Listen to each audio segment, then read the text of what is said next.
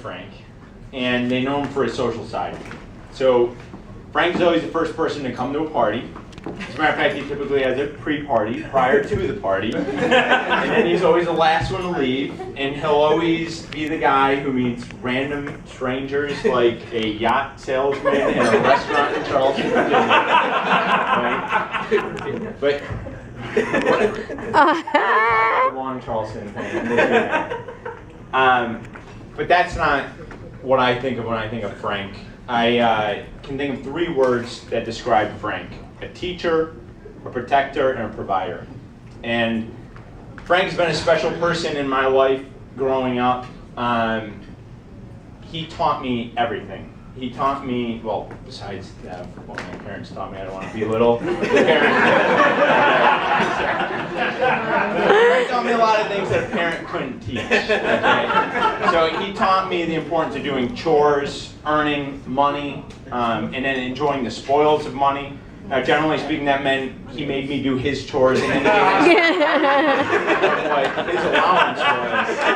But nonetheless, the lesson still stood, right? He also taught me a lot of complicated subjects in high school. I still remember how he explained osmosis to me in 10th grade, actually. That's a great characteristic of him. The second thing is a protector side. For some reason, throughout elementary, middle, and high school, people loved to beat me up.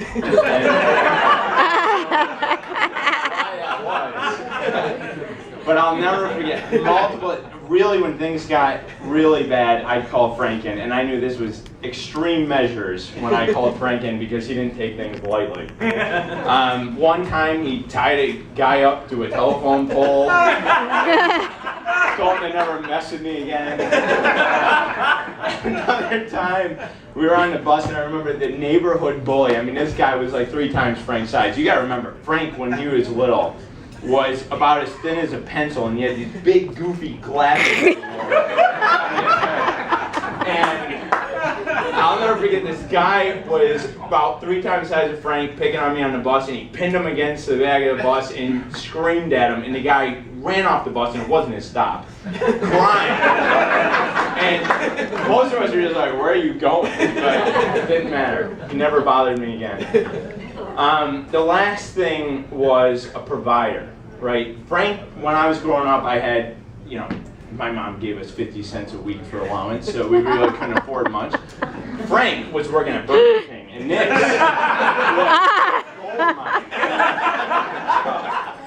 He would take that extra cash that he had, and in all seriousness, he used to treat me to things that I couldn't afford. He would take me golfing, he would take me to the movies, he would do a lot of things with his hard-earned money, in all seriousness, and he would share it with me. And in college, it was the same thing. He was working for GE, and he would help me experience things that I never could do. And Kayleigh, when we were on a road trip, Frank was talking about you, and he said the biggest thing that makes him happy is being able to give you experiences that you never thought about before.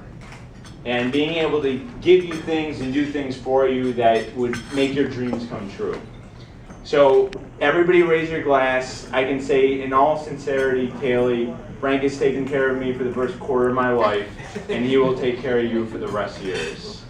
Cheers.